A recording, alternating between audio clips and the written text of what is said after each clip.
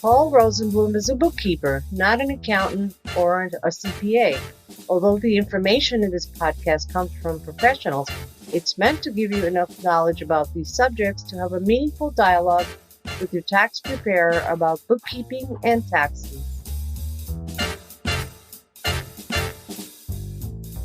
I'm still working on a date for the live webinar, either on Zoom or a live YouTube event, so stay tuned for that.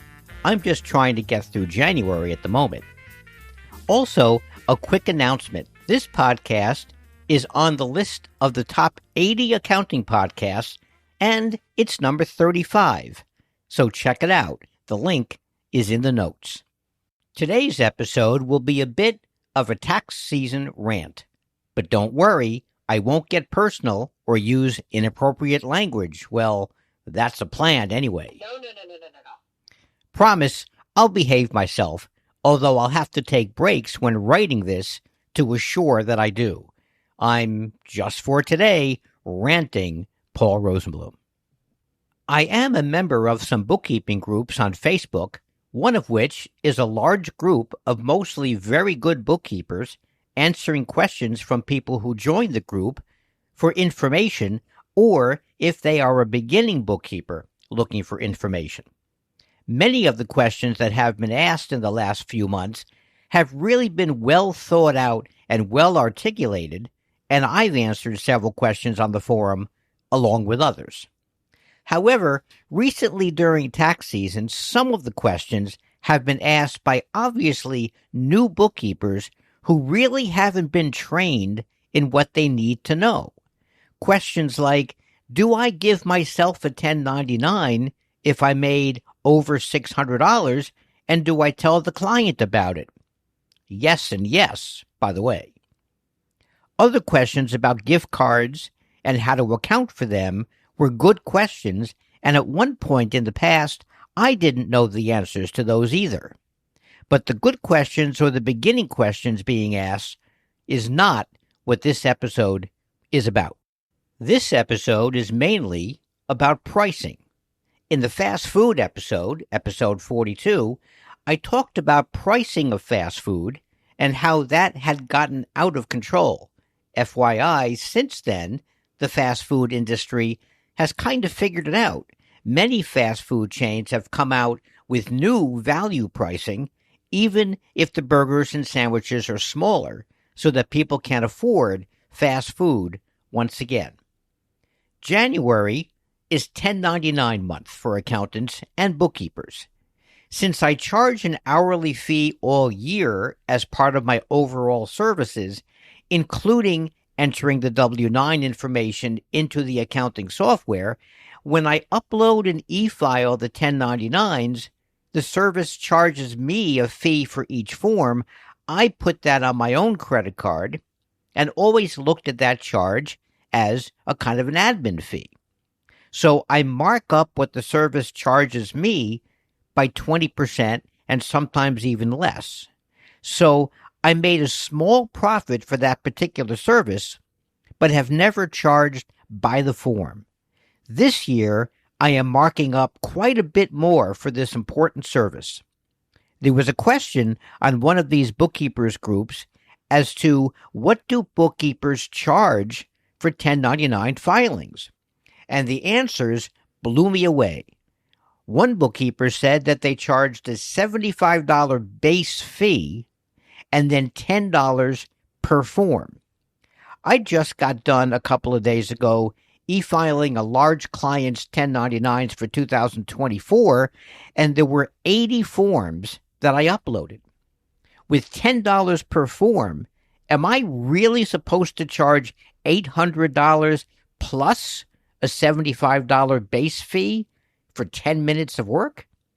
That would be about 1/3 of what the client pays me for bookkeeping for the entire year in this one case.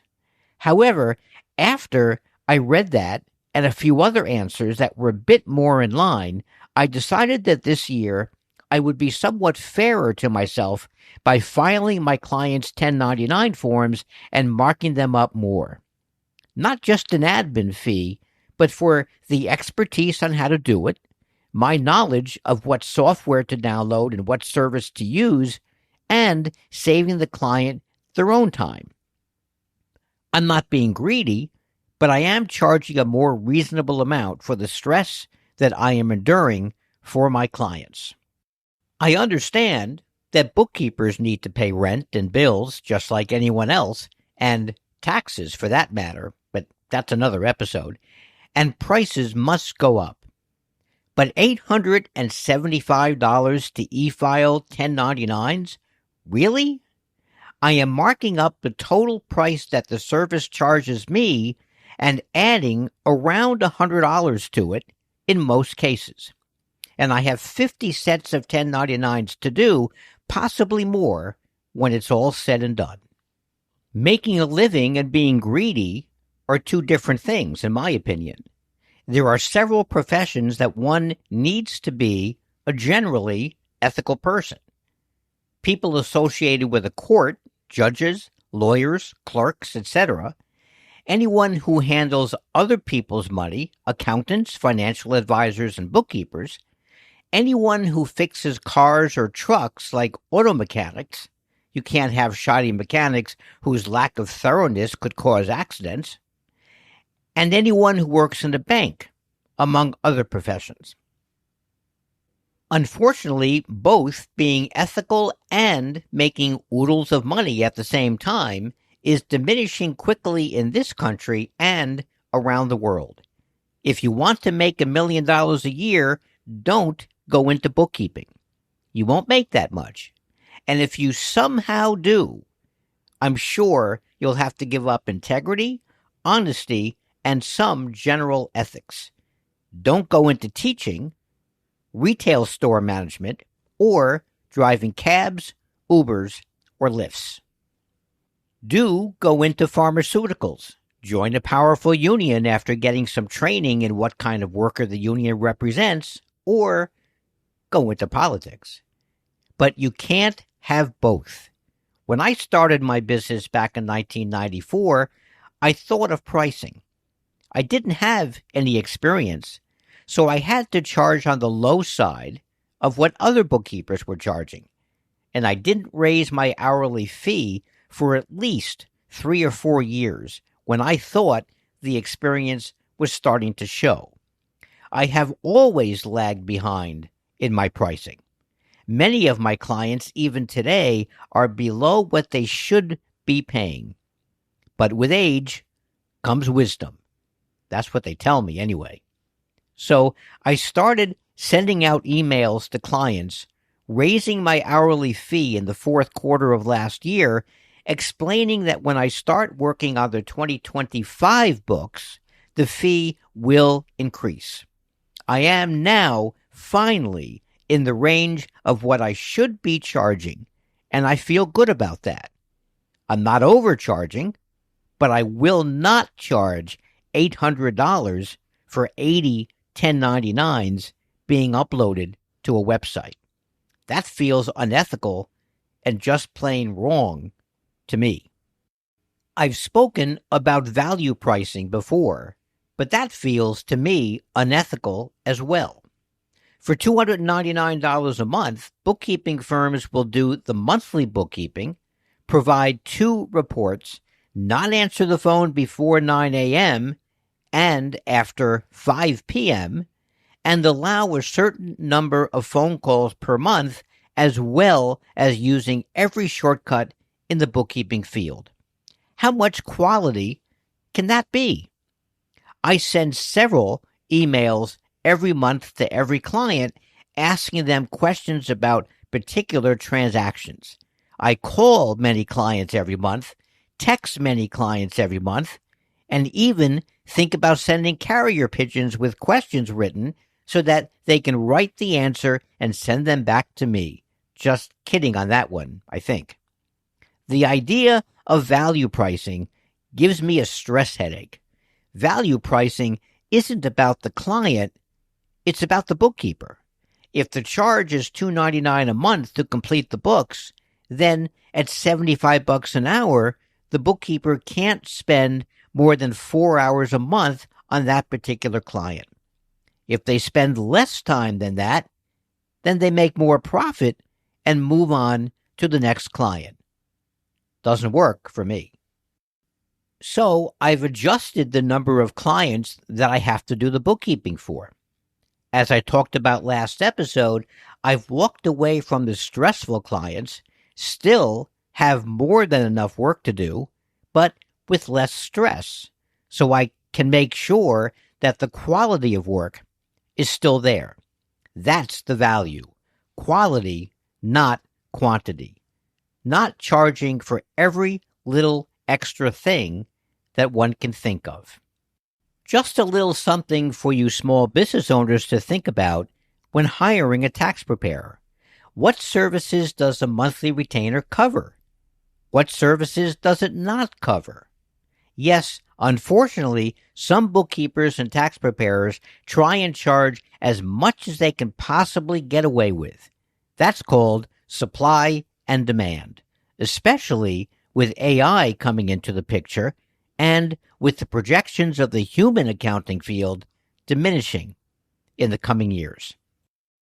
Talking about unethical, a large software company charging up to $200 a month for software that doesn't consistently work or has accounting quirks in it all of the time, and providing, for an extra price of course, their own bookkeepers to do the bookkeeping for the client using their own software. I recently talked to a bookkeeper who told me that she worked for this software company for a couple of months and left because it was obvious that nobody else was trained and that they were really not doing good bookkeeping. And I have seen firsthand twice how bad bookkeeping can be by hiring a software company bookkeeper to get your books done. It was just a moneymaker, and is a moneymaker, for the software company.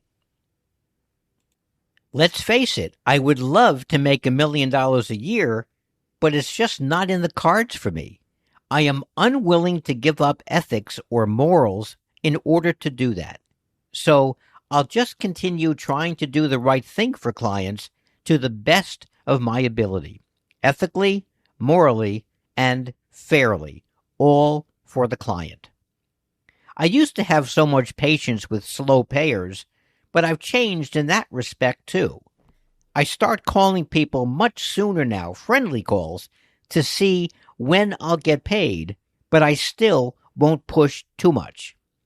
But as I said, with age comes wisdom. Not all the time, though.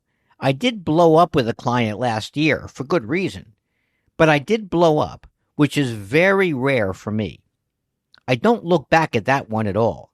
They were demanding, really didn't understand the value of good bookkeeping, didn't help me when I needed answers from them, but wanted me to give answers immediately as they emailed or called me with a question or a problem. Bookkeepers traditionally have been human punching bags, but no more for me. Age brings wisdom. It also brings death, but I'll leave that one alone, at least for now. One more rant. Clients who occasionally come to me and tell me that they understand what I'm doing, but they want to take over the bookkeeping.